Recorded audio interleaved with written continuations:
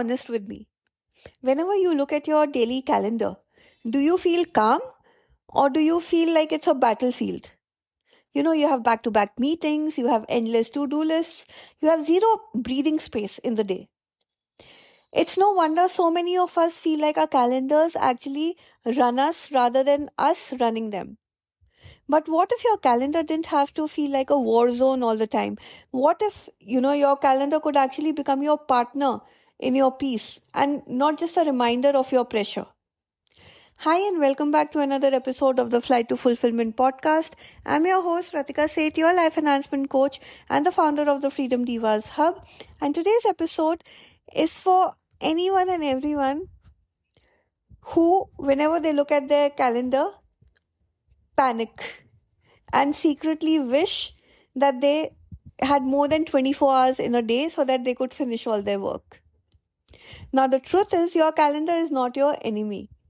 Your calendar is just your mirror. It's just a tool. It's a space that can either reflect your chaos or hold your peace. So today, let's talk about how to stop, this waging war on your calendar and instead make peace with it. 5 steps to make peace with your calendar. Firstly, begin with what matters most to you. So instead of filling your schedule with everybody else's priorities, anchor it with your own non-negotiables first. Your rest, your rituals, your relationships. Please put them in first, schedule them in first. Everything else should fit around that and not the other way around. Number 2, build breathing space. Don't cram tasks shoulder to shoulder.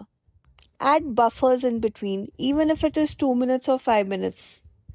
Okay? Add 30 minutes between 2 big tasks. White space is not wasted space in your calendar. Remember that it's oxygen for you. Okay? Number 3, reframe busy as a choice you're making for yourself. So instead of saying, I'm so busy, say, I'm choosing to spend my time here. That simple shift will turn overwhelm into ownership for you.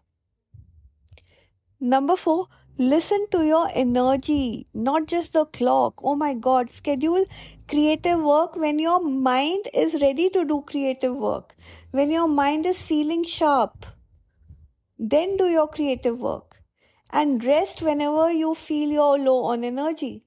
Every time your energy dips, every time you feel, a burnout happening, rest.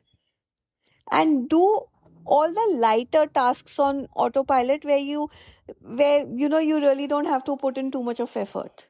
Your body's rhythm matters more than a rigid timeline. So schedule your calendar accordingly. Number 5, treat your calendar as a living document. Okay? Your calendar is not carved in stone.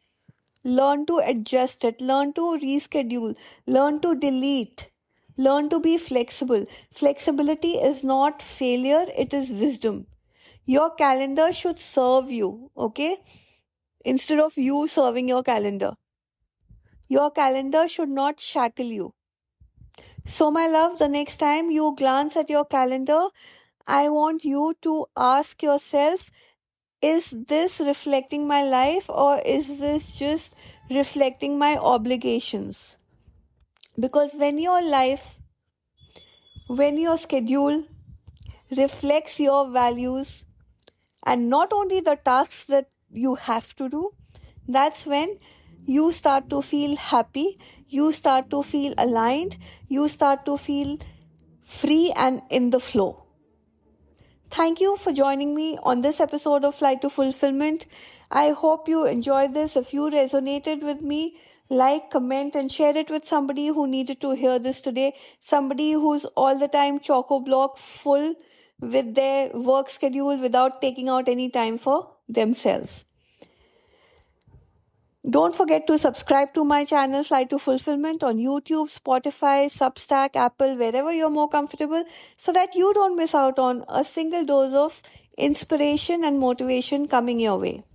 Until next time, this is me, Ratika Seth, your life enhancement coach, signing off for now, but telling you that your calendar is not your cage, okay? It is your canvas, and you have the freedom to paint it the way you want to. I'll see you the next time. Love you all. Bye bye.